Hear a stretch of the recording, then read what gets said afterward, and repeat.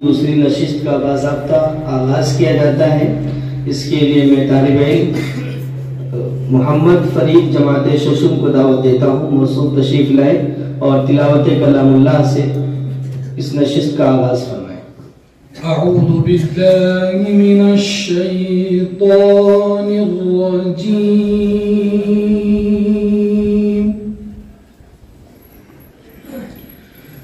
बिस्मिल्लाहिर रहमानिर रहीम।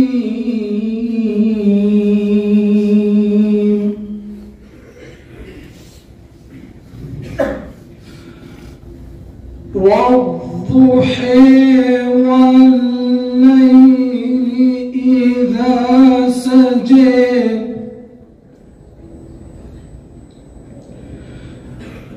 मा वद्दअक रब्बुक वमा क़ला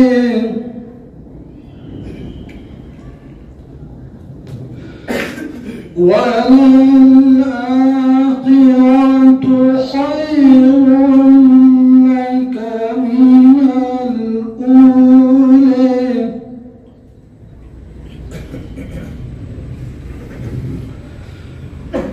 वद्दुहा वल्लैलि इज़ा सजा मा वद्दअक रब्बुक वमा क़ला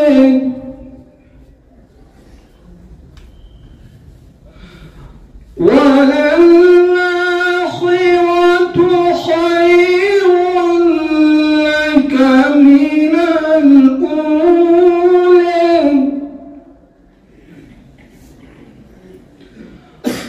वलसौफ युअतिक रब्बुक फतर्दा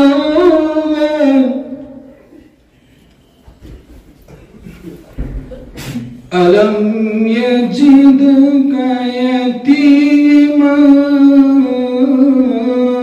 फआवा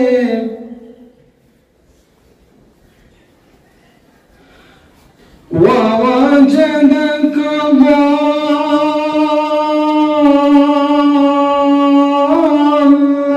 ضالا فهدى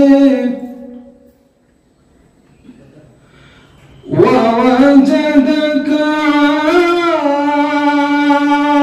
عائلا فأغنى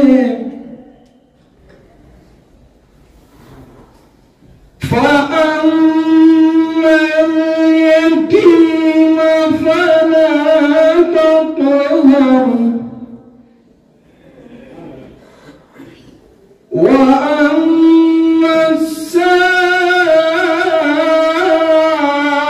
السائل فلا تنهر وأما السائل فلا تنهر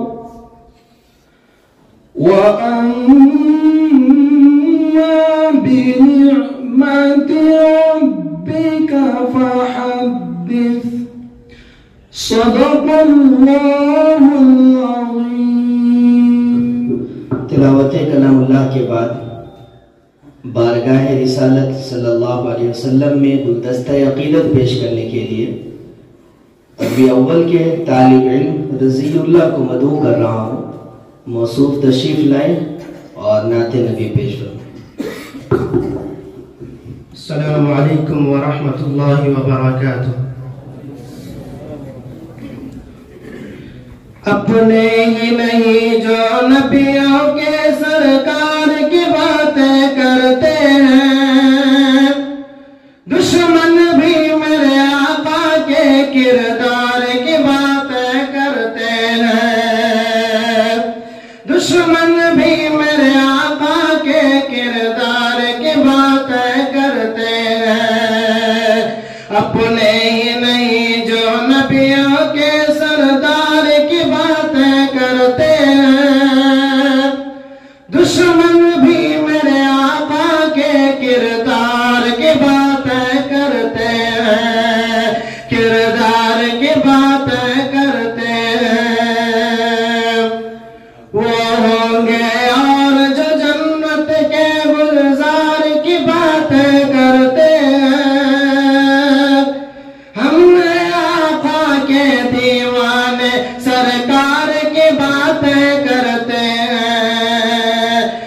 دشمن بھی میرے آقا کے کردار کی باتیں کرتے ہیں، دشمن بھی میرے آقا کے کردار کی باتیں کرتے ہیں، اپنے ہی نہیں جو نبیوں کے سرکار کی باتیں کرتے ہیں، دشمن بھی میرے آقا کے کردار کی باتیں کرتے ہیں۔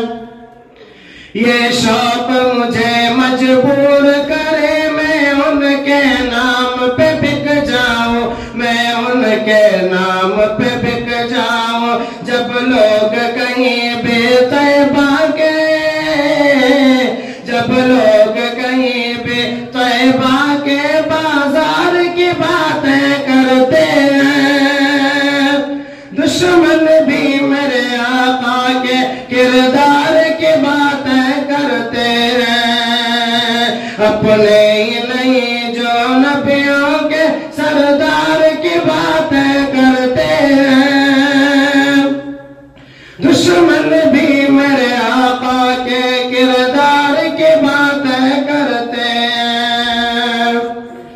ہر سمت جمال ہے آقا کا، جا کر تو دیکھو مدینے میں، جا کر تو دیکھو مدینے میں، طیبہ کے در و دیوار سبھی،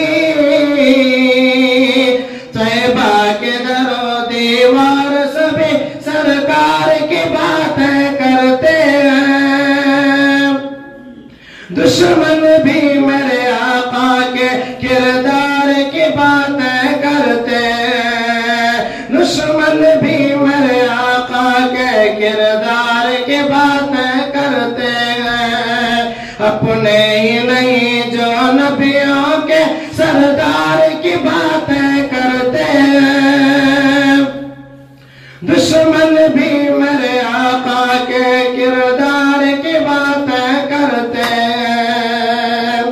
ایک روز ہوگا جانا سرکار کی گلی میں، ایک روز ہوگا جانا سرکار کی گلی میں، ہوگا وہی ٹھکانا سرکار کی گلی میں، ہوگا وہی ٹھکانا سرکار کی گلی میں، جانا تو ایسے جانا سرکار کی گلی میں، ایک روز ہوگا جانا سرکار کی گلی میں، دل میں نبی کی یادیں، لب پر نبی کی نعتیں، دل میں نبی کی یادیں، لب پر نبی کی نعتیں، جانا تو ایسے جانا سرکار کی گلی میں، ایک روز ہوگا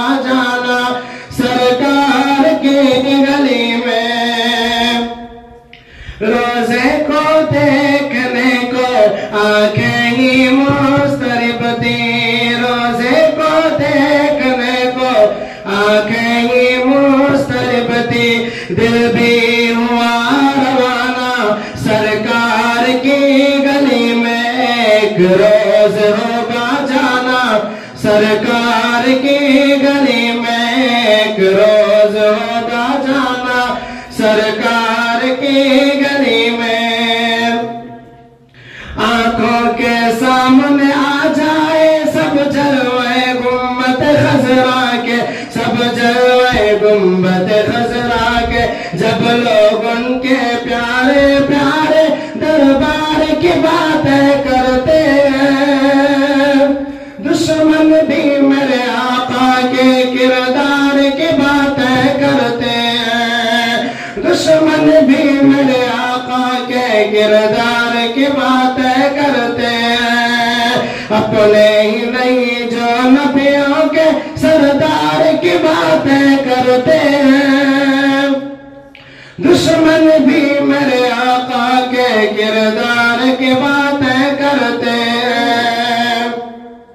والشمس کہیں واللیل کہیں والفجر کہیں پہ فرما کر، والشمس کہیں واللیل کہیں والفجر کہیں پہ فرما کر والفجر کہیں پہ فرما کر قرآن میں رب تعالیٰ بھی قرآن میں رب تعالیٰ بھی خود یار کی باتیں کرتے ہیں دشمن بھی میرے آقا کے کردار کی باتیں کرتے ہیں اپنے ہی نہیں جو نبیوں کے سردار کی باتیں کرتے ہیں دشمن بھی میرے آقا کے کردار کی باتیں کرتے ہیں دشمن بھی میرے آقا کے کردار کی باتیں کرتے ہیں 100 روپیہ اس طالب علم کو مفتی سلیم صاحب کی طرف سے انعام کے طور پر دیا گیا ہے، وہ آ کر وصول کر لیں۔ اور اب ہم تقریری سلسلے کا پھر ایک مرتبہ آغاز کرتے ہیں، اور اس کے لیے سب سے پہلے ہم دعوت دے رہے ہیں طالب علم محمد رضوان کو، جو عربی دوم کے طالب علم ہیں۔ ان کا عنوان ہے عصر حاضر اور اہل علم۔ السلام علیکم ورحمۃ اللہ وبرکاتہ۔ الحمد للہ لولیہ والصلاة والسلام علی نبیہ محمد وعلی آلہ واصحابہ اجمعین، اما بعد فاعوذ باللہ من الشیطان الرجیم، بسم اللہ الرحمن الرحیم۔ ان تنصروا اللہ ینصرکم ویثبت اقدامکم، وقال اللہ فی موضع آخر ولا تهنوا ولا تحزنوا وانتم الاعلون ان كنتم مؤمنین، صدق اللہ العظیم۔ جب گلستان کو خون کی ضرورت پڑی سب سے پہلے ہی گردن ہماری کٹی۔ جب گلستان کو خون کی ضرورت پڑی سب سے پہلے ہی گردن ہماری کٹی۔ اب کہتے ہیں ہم سے اے اہل چمن، اب کہتے ہیں ہم سے اے اہل چمن، یہ چمن ہے ہمارا تمہارا نہیں۔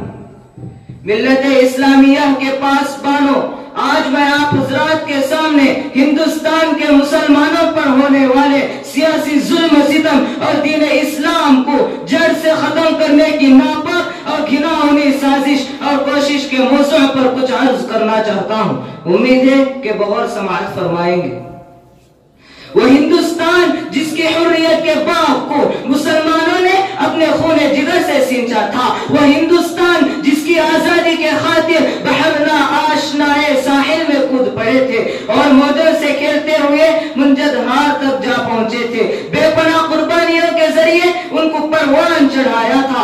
آج اسی ہندوستان میں مسلمانوں کو طرح طرح کی اذیتیں اور تکلیفیں پہنچائی جا رہی ہے۔ مسلمانوں کے قلوب سے اسلام کی محبت کو ختم کرنے کی نہایت ہی گناہونی اور ناپاک سازشیں ہو رہی ہیں۔ اس میں شک و شبہ نہیں کہ دنیا میں حق و باطل کا تصادم روز ازل سے جاری ہے۔ ظالم و جابر، طاقت و کمزور و مظلوم کی کہانیاں بہت قدیم ہیں۔ خرمن انسانیت پر کئی بار بجلیاں گری ہیں، باغ آدم میں کئی آندیاں آئی ہیں، وحشت و بربریت نے بارہا انسانیت کا منہ نوچا ہے اور حیوانیت کا ننگا ناچ گیا ہے۔ اور اس میں شک نہیں کہ ہم پر مصائب کے پہاڑ ٹوٹ رہے ہیں۔ ہم مظلوم و بے قصور کو فرقہ پرستوں نے ظلم و ستم کا نشانہ بنایا ہے۔ ہماری ماں بہنوں کی عزت و آبرو لوٹی جا رہی ہے۔ برادران ملت، یوں تو ہندوستان میں کسی بھی دور میں مسلمانوں کا حامی کوئی نہیں تھا، لیکن جب سے فرقہ پرستوں نے ہندوستان میں جنم لیا اس وقت سے مسلمانوں کی رہی صحیح سکون و چین چھین لیا گیا، کیونکہ ان فرقہ پرستوں نے ہما وقت مذہب اسلام کو مٹانے کے لیے نہ جانے کیسی کیسی رچنا رچی ہے۔ غور تو کریں، کبھی وندے ماترم جیسی ناپاک چیز کے نافذ کرنے کا حکم ہوتا ہے جس کی وجہ سے نیند حرام ہو گئی تھی۔ آج بھی بہت سارے اسکولوں میں گیت گائے جاتے ہیں جس گیت میں سراسر کفر بھرا ہوا ہے، جس گیت کو ایک بار پڑھنے سے انسان خارج اسلام ہو جاتا ہے، جس گیت کو ایک بار پڑھنے سے مسلمان نہیں رہتا۔ آج وہی گیت ہندوستان کے مدارس و مکاتب میں پڑھنے کے لیے بچوں کو مجبور کیا جا رہا ہے۔ آج ہندوستان کے مدارس کو ختم کرنے کی ناپاک سازشیں ہو رہی ہیں۔ ہندوستان کے مدارس کو دہشت گردی کا اڈا قرار دیا جا رہا ہے اور یہ الزام لگایا جا رہا ہے کہ جتنے بھی فسادات ہو رہے ہیں ان کے پیشوا لیڈر یہ ملا ہے، اس لیے پہلے ان کو ختم کیا جائے۔ اس کی آسان صورت یہ نکالی گئی کہ مسلمانوں کے مدارس و مکاتب کو ختم کر دیا جائے۔ اسی وجہ سے ہماری عبادت گاہوں پر پابندی لگائی گئی کہ مسلمان مدارس و مکاتب اور مساجد نہیں بنا سکتے۔ شاید ان کو معلوم نہیں کہ جب تک مسلمانوں کی سانس چلتی رہے گی اس وقت تک دین اسلام پر اور مکاتب و مساجد پر کسی طرح کی آنچ نہ آنے دیں گے۔ ہم تمہاری دھمکیوں سے خوف کھا سکتے نہیں، ظلم کے آگے ہم اپنا سر جھکا سکتے نہیں، اور ہے یہی تاریخ اپنی ہے یہی اپنا فلسفہ، ہم زمانے میں دبانے سے ابھرتے ہیں سدا۔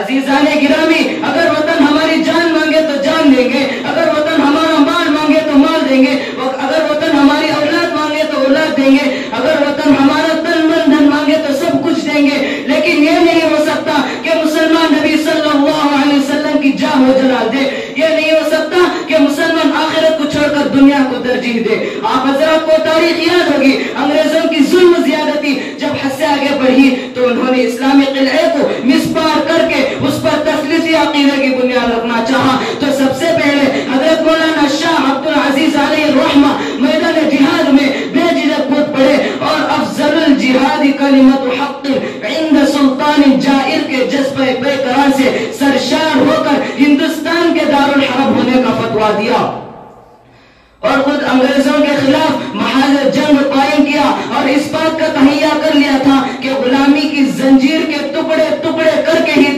دم لیں گے، جس کے نتیجے میں مسلمانوں کو مسائل و مشکلات کے کن کن مراحل دشوار و گزار گھاٹیوں اور وادیوں سے گزرنا پڑا، وہ تاریخ کا ایک المناک باب ہے۔ کسی شاعر نے کہا، ٹل نہ سکتے تھے اگر جنگ میں ہر جاتے تھے، پاؤ شیروں کے بھی میدان سے اکھڑ جاتے تھے، مجھ سے سرکش ہوا کوئی تو بگڑ جاتے تھے، تیغ کیا چیز ہے ہم توپ سے لڑ جاتے تھے۔ برادران ملت، وہ ٹیپو سلطان ہی کی ذات تھی جس نے کہہ کر کہ گیدڑ کی 100 برس کی زندگی سے شیر کی 1 دن کی زندگی بہتر ہے۔ مسلمانوں کے رگے مردہ میں آزادی کی برقی لہر دوڑا دی تھی اور خود بھی انگریزوں کے خلاف برسرے پیکار رہے، یہاں تک کہ میسور کی دھرتی پر خون کا آخری خطرہ بھی آزادی کی خاطر بہا کر شہید ہو گئے۔ اگر یہ مسلم قائدین کا قافلہ غلام ہندوستان کے پرپیچ اور بھیانک جنگل میں آزادی کی شاہراہ بنانے کی غرض سے سرگرم نہ سفر نہ ہوتا تو یہ تنگ نظر احسان فراموش غدار جو ہم سے وفاداری کی سند مانگتے ہیں، ان غداروں سے میں کہتا ہوں، ہم ہیں غدار تو پابند وفا تم بھی نہیں، ہم ہیں غدار تو پابند وفا تم بھی نہیں، اپنی کثرت پہ نہ اتراؤ خدا تم بھی نہیں۔ یہ فرقہ پرست اس ملک کو کبھی بھی آزاد نہیں کرا سکتے تھے۔ آپ حضرات مجھے بتائیں، کیا مسلمانوں نے جنگ آزادی اس لیے لڑی تھی کہ وہ صاحب اقتدار ہو جائے؟ کیا مسلمانوں نے اپنا خون اس لیے بہایا تھا کہ حکومت کرے؟ کیا مسلمانوں نے اپنے جسم پر زخم اس لیے کھائے تھے کہ حاکم بنے؟ نہیں، ہرگز نہیں، بلکہ اسلام کو برقرار رکھنے کے لیے، بلکہ ایمان کو برقرار رکھنے کے لیے، دین کو برقرار رکھنے کے لیے، ہندوستان میں امن و صلاح کو باقی رکھنے کے لیے، غلامی کی ہندوستانیوں کو غلامی کی زنجیروں سے آزاد کرانے کے لیے، ہندوستان میں امن و صلاح کو باقی رکھنے کے لیے، لیکن بدعار حکومت فرقہ پرست انگریزوں کی طرح ہمارے مذہب پر حملہ کرنا چاہتی ہے۔ میں اس شاعر پر اپنی تقریر ختم کرتا ہوں۔ خدا نے آج تک اس قوم کی حالت نہیں بدلی، نہ ہو کس کو خیال اپنی حالت بدلنے کا۔ السلام علیکم ورحمۃ اللہ وبرکاتہ۔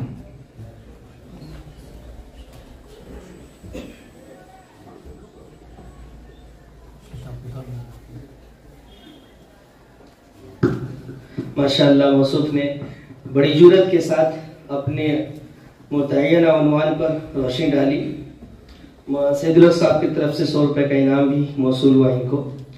اب اگلے مقرر ہیں محمد عمیر احمد، یہ جماعت اول کے طالب علم ہیں، جن کا عنوان ہے امپورٹینس آف نالج ان اسلام، اسلام میں علم کی اہمیت۔ موصوف تشریف لائیں اور انگریزی زبان میں تقریر کریں۔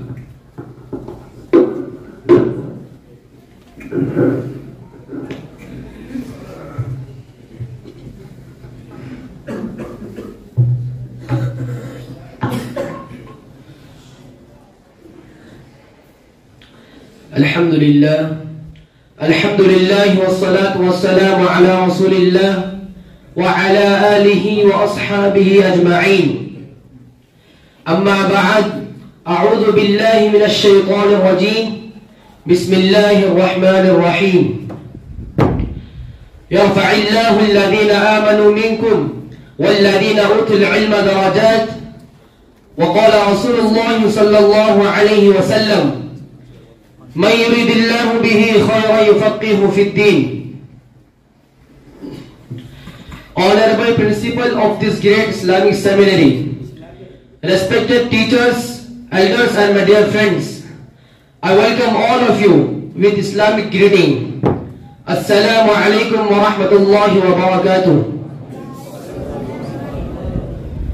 First of all, I thank Allah subhanahu wa ta'ala who has given me such a wonderful opportunity to speak before you.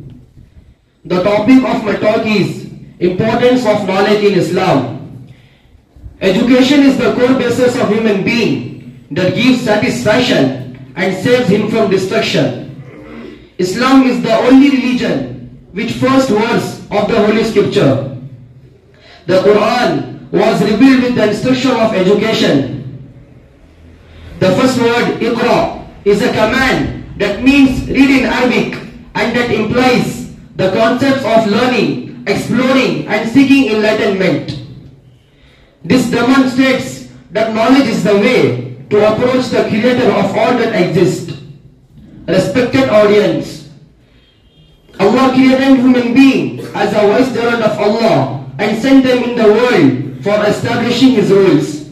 Allah honored human being over all of His creations only by knowledge and wisdom. The Quran, which is the ultimate source of guidance for Muslims, says, يَرْفَعِلَّهُ الَّذِينَ آمَنُوا مِنْكُمْ وَالَّذِينَ أُوتُوا الْعِلْمَ دَرَجَاتٍ. In this verse, Allah promises that He will raise the status of those who are given knowledge. It is evident that the level of the knowledgeable is vastly higher than those who are given knowledge, than those who are ignorant. The Prophet Muhammad sallallahu alaihi wasallam says, if Allah intends goodness for a person, He gives him the understanding of religion. Dear brothers, education is identified in Islam as worship. The acquiring of knowledge is worship. Reading the Quran and pondering upon it is worship. Traveling to gain knowledge is worship. I would like to recite a hadith which shows how important and how rewarding knowledge is.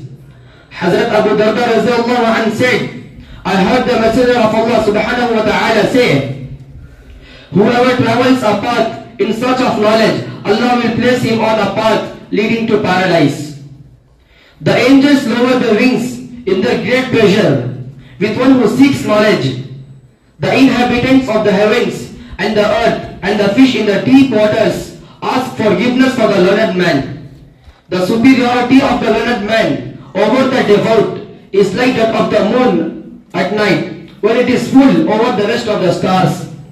We know the Prophet Muhammad sallallahu alaihi wasallam said, the learned are the heirs of the prophets, and prophets leave neither dinar nor dirham, leaving only knowledge. And whoever takes it has taken a bountiful share. Our Prophet Muhammad sallallahu alaihi wasallam said, the best gift from the father to his child, that is, which one is? That is nothing but education and upbringing. There are a number of Quranic verses and the Prophet's words to speak about the importance and values of the education and knowledge.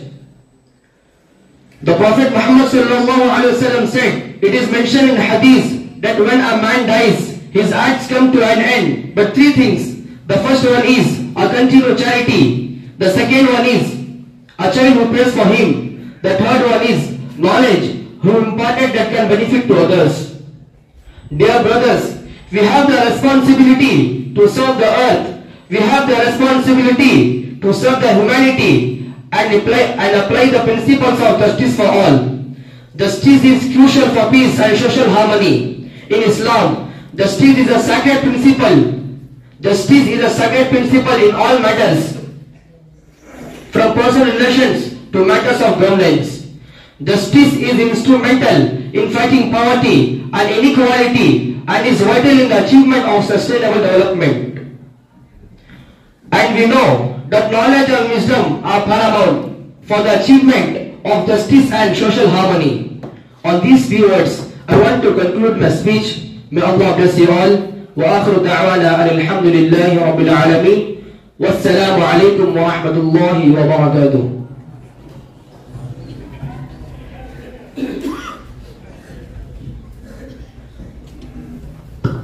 ماشاءاللہ اس انگریزی زبان میں اس طالب علم میں اپنے معافی ضمیر کو ادا کیا اور مفتی سلیم صاحب کی طرف سے ان کو 100 روپے کا انعام بھی ہے، موصوف آ کر لے لیں.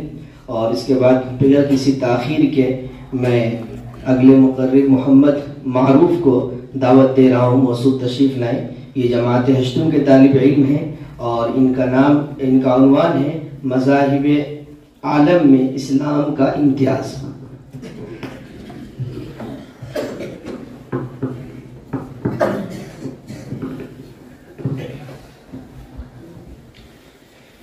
السلام علیکم ورحمۃ اللہ وبرکاتہ. الحمد للہ رب العالمین وبہ نستعین. اما بعد فاعوذ باللہ من الشیطان الرجیم. بسم اللہ الرحمن الرحیم. اليوم اکملت لکم دینکم واتممت علیکم نعمتی ورضیت لکم الاسلام دینا. وقال تعالی ان الدین عند اللہ الاسلام. وقال تعالی ومن يبتغ غير الاسلام دینا فلن يقبل منه. صدق اللہ العظیم. حضرت صدر اور حاضرین مجلس، دل مسرت سے لبریز ہے کہ خدائے وحدہ لا شریک نے مجھ ناکارہ کو اس عظیم الشان اجلاس میں مذاہب عالم میں اسلام کا امتیاز کے عنوان پر لب کشائی کی جرأت بخشی. دوستو، آج سے 1400 سال پہلے ہر سمت میں شرک و بدعت، بت پرستی اور کفر و ضلالت کی گھٹائیں چھائی ہوئی تھی. انسانیت سسک سسک کر دم توڑ رہی تھی. ایسے بھیانک دور میں رحمت خداوندی کو جوش آیا اور جبل ابو قیس سے آفتاب ہدایت طلوع ہوا، جس نے ساری دنیا کی کراہتی ہوئی انسانیت کو ایک عالمگیر پیغام دیا جس کا نام اسلام ہے. حضرات گرامی، یہ تو دین اسلام کا مختصر تعارف تھا. اب آپ مشہور مذاہب عالم ہی کا جائزہ لیجئے تو یہودیت کا دائرہ شام و مصر تک محدود نظر آئے گا. نصرانیت کا دامن فلسطین و حجاز کے بنی اسرائیل ہی پر تنگ ہو جاتا ہے.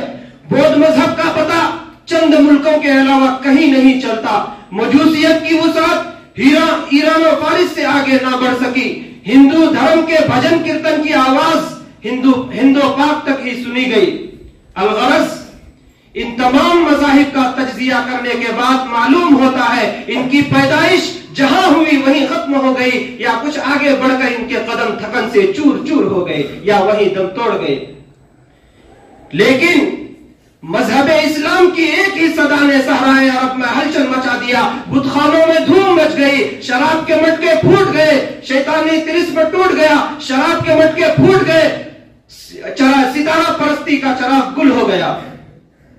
حضرات سامعین، آپ مذاہب عالم کا، آپ مذاہب عالم میں اسلام کا امتیاز، آپ چنانچہ آپ دور حاضر کے نصارہ سے پوچھئے کہ تو نے انجیل سے روایت کی ہے، اس کا راوی کون ہے؟ محترم حضرات، اسلام کے علاوہ دوسرے مذاہب کا معائنہ کریں تو معلوم ہوتا ہے. چنانچہ آپ دور حاضر کے نصارہ سے پوچھئے کہ تو نے انجیل سے روایت کی ہے، اس کی سند کیا ہے؟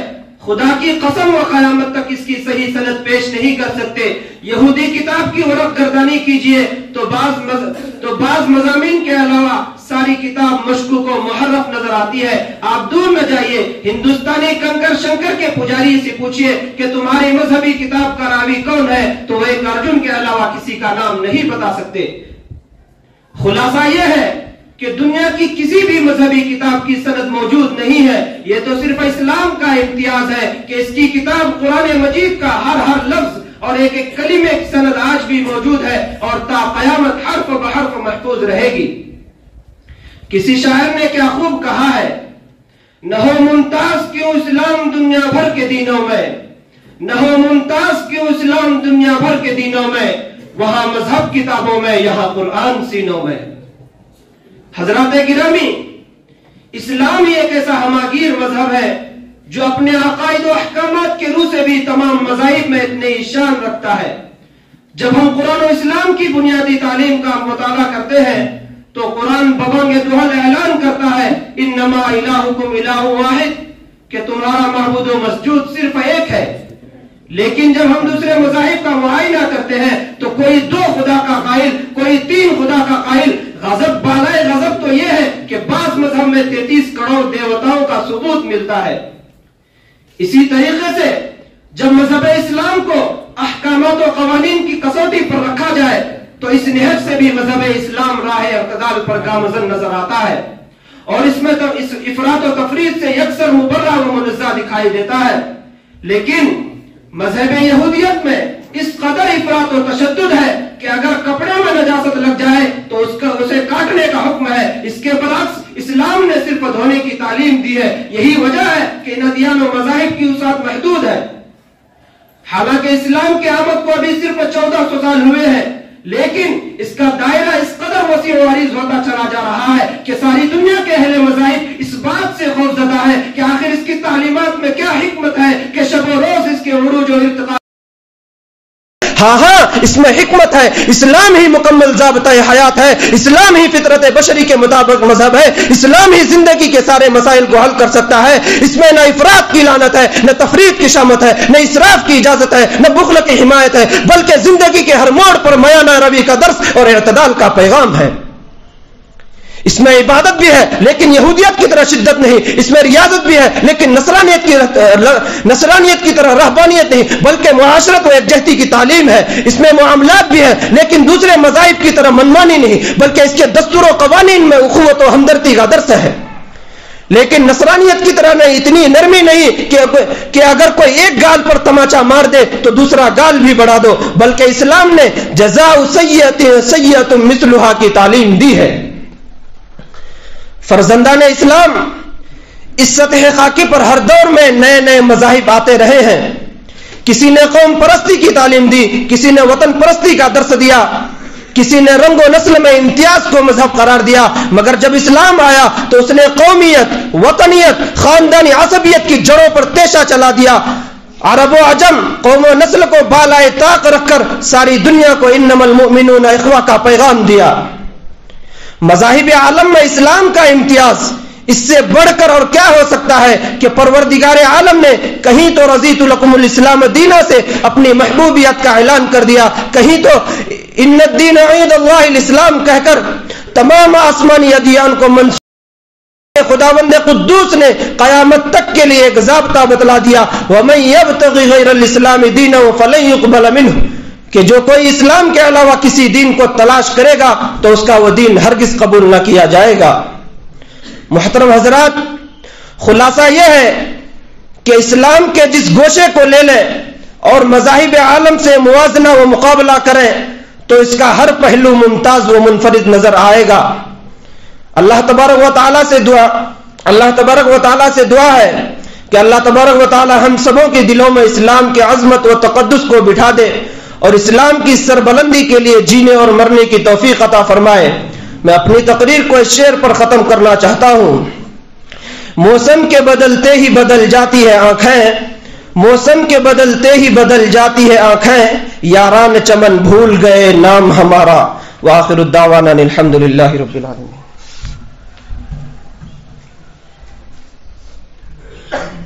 ماشاءاللہ موصوف نے اچھی تقریر پیش کی ہے اور ان کو حافظ حسنین صاحب کی طرف سے 100 روپے کا انعام ہے، موصوف وصول کر لیں. آج جو تقریریں ہو رہی ہیں طلبہ کی، بالعموم تقریروں میں کچھ نہ کچھ ایسی باتیں آ رہی ہیں جو قابل اعتراض معلوم ہوتی ہیں. گزارش کرتا ہوں آپ لوگوں سے کہ جب بھی کوئی تقریر یاد کرنے کا ارادہ ہو تو پہلے اساتذہ سے اس کی مراجعات کر لیں، اس سلسلے میں کچھ مشورہ کر لیں، انہیں سنا لیں. ہمارا دین کسی بھی مذہب کی مقدس شخصیات کو کسی برے لقب سے یاد تذکرہ کرنے کی اجازت نہیں دیتا. وَلَا تَسُبُّوا الَّذِينَ يَدْعُونَ مِن دُونِ اللَّهِ فَيَسُبُّوا اللَّهَ عَدْوًا بِغَيْرِ. اب انہوں نے کہا کنکر شنکر. ظاہر سی بات ہے کہ یہ ان کے مذہب کی مقدس شخصیات ہیں، ان کو کنکر کہنا یہ اچھی بات بظاہر ہمارے دین کے خود معارض معلوم ہوتی ہے. اسی طرح انہوں نے کہا جزاء سیئۃ ہی ہمارے دین میں ہے، جبکہ ایسی بات نہیں ہے. جزاء سیئۃ سیئۃ بمثلھا کے بعد ہے ومن عفا واصلح فاجرہ علی اللہ. اعتدال ہے، ایک چیز کو ذکر کرنا دوسری چیز کو چھوڑ دینا، اس سے یہ میسج جائے گا کہ بس یہی کہ ہر آدمی بدلا لو اور مارو ہی. ایسی بات نہیں ہے. تو ذرا ایسی چونکہ